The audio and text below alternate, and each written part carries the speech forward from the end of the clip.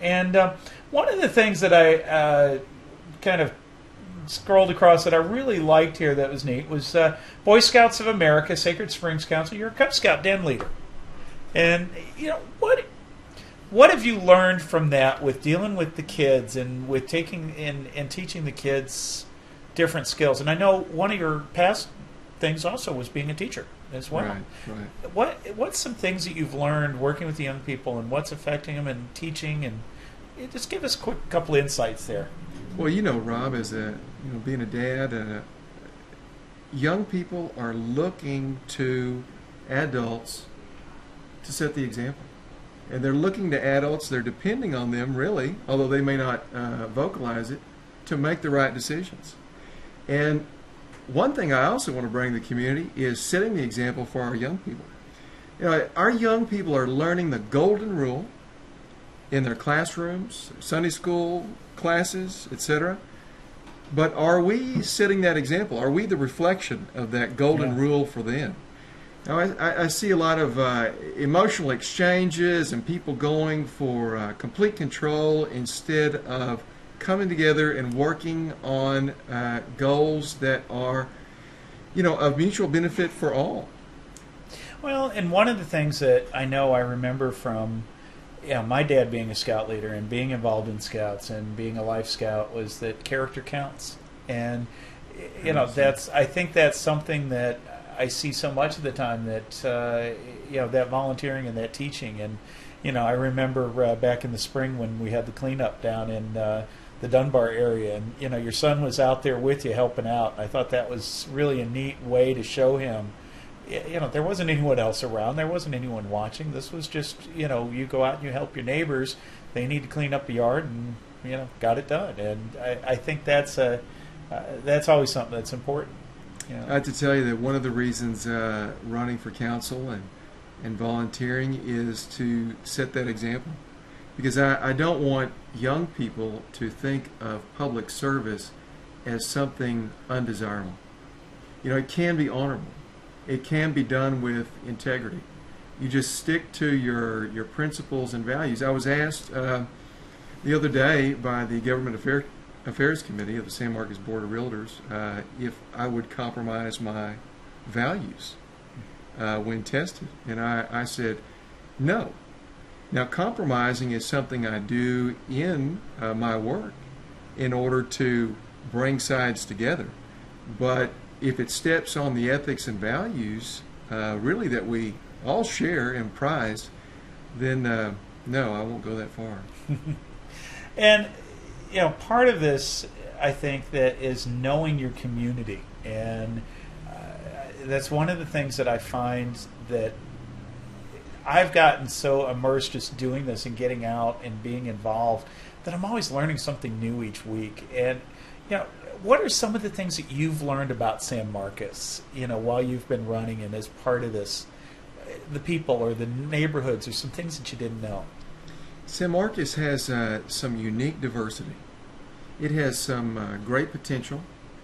I will say that my view of San Marcos was a bit different before I ran for council last year.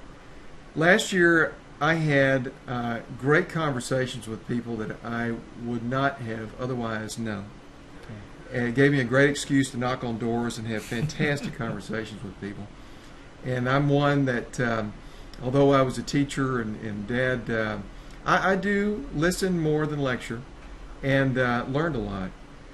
I also saw an underbelly of San Marcos. I saw groups that are bent on their way at all cost. And those groups, I find there is a way to communicate with those groups, to make a relationship. And one great thing I've done in going for council is great in the sense that I think is positive, is that I've gone to many of these groups, every council member, many of the other leaders, and said, I as candidate want one thing, and that is a working relationship with you. I know we're not always going to agree on things, but sooner or later we're going to have a project or deal to make, and we need to make it where we all get at least something on the project. And I think that's interesting. You're very upfront about that, and I think a lot of us talk about that and know about those things. But I think that's a good way of looking at that and how we're going to deal with that. So that's good.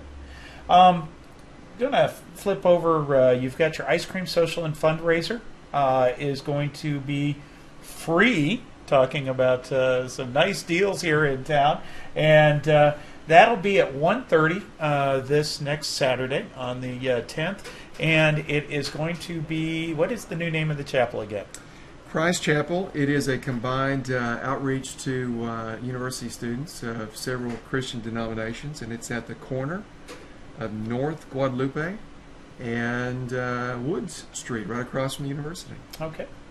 And so you can. We're going to be out there after we are up at the parade. We're going to talk about that a little bit later on. That for Honoring the Heroes Parade will be this Saturday from 9 o'clock until 10 o'clock, and then I will be over. It's going to be with Chief Williams doing a "Are You Smarter Than a Fifth Grader?"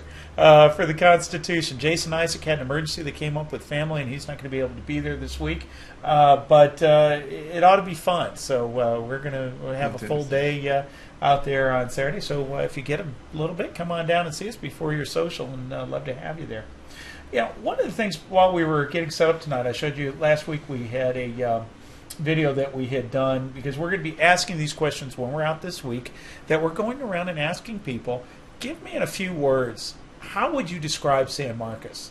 And I'm going to give you your opportunity to do that, because you saw the kids in there, and I like that. They were pretty dead on. But let's hear a little bit. What do you think? How would you describe it to someone in a couple words? I would say after last year that I would say it is a place of beautiful diversity, but also unrealized potential. Yeah. I think maybe before last year, I might have had a different description, might have focused on river and things such as that. But I'm a person who, when I was an educator, I focused more on teaching children concepts instead of just killing them with facts. And that's what I'm applying here. We've got some concepts here in the city, some cultural behaviors that I'd like to help try to make a positive change on, kind of change our status quo. Now, do you know how big San Marcos is? How many miles across? Miles across, I don't know if I could quote that exactly, but we all know what our last census count was. And, and one of the reasons I asked that is because we've got a project that Wolf hopefully we'll be getting that finished up here next week or so. About 2 weeks ago, we started off right at sunrise, and he held that camera out going about 70 miles an hour, 65, 70 down the freeway, and we went from one end of the city to the other. Mm-hmm. Then we started off down south of the city on 123, coming in and going north and through the downtown, and we're going to get all that together, and we're going to compile that with some of the video of some of the questions that we've been asking out there for y'all, and we're going to try to present that to council, kind of our what is San Marcos, because one of the things we talked about this earlier was the Dream San Marcos, and what do we want San Marcos to be when it grows up, and that kind of got us started, and we referred back to that, about all these things that we want, can we afford it? But one of the things that someone asked me about when I was talking about the this project and about asking people about San Marcos was, has anybody said it's home? No, probably the closest one. I had someone say that they kept moving away and they kept coming back. And I like that. And it's just, that's one thing that, I'd almost, instead of we'd love your company, let's just say you're home. And, in a way, I kind of like that. So just an idea that we may go with. Mm-hmm. But, and you got just a couple more minutes since we kind of started a little late. I'm going to just go a couple more minutes here. If you want to call in and talk to Toby tonight, 512-754-0084. And what, is there anything else that I haven't covered that you'd like to talk about? open mic night here. You can talk to the citizens of San Marcos out there, those that are not watching the NFL game tonight that are going to be watching us through the archives. So, whatever you'd like to say. I would say too that I am the anti-politician candidate. I'm as sick as you are of politics and its counterproductivity. I've told citizens to please judge me on that, because they've heard things like that before. But I went ahead to back that up. I went ahead and said that I'm not accepting or seeking any endorsements from political action committees, nor accepting their contributions. That's because I want to stay clean. And so to speak, I have not drank the Kool-Aid of any group here in this town. But I certainly want to have a positive working relationship with every group in this town, because as councilman I would certainly represent everyone. I'm not part of any certain faction going against another faction. We have just fallen into this culture here of it's my team against your team. We've got our colors on, and we're trying to bludgeon the other side into submission, when really we could actually try to come together around a deal. It is possible. And I think I have that ability, that skill to transcend that. Well, and appreciate you coming on. And we're going to be seeing more. We've got a couple debates that are coming up, I know, that are scheduled at the end of this month and on into October. We will be covering those. Find out more about Toby Hooper at the website, and you can also go out to San Marcos News Live. We've got some articles there, and glad to have you on. And Thank you, sir. Please feel free to come back and talk with us again, and let us know how the campaign's going. Your signs are up along with everybody else. Got to have those signs everywhere, a sign, and around town.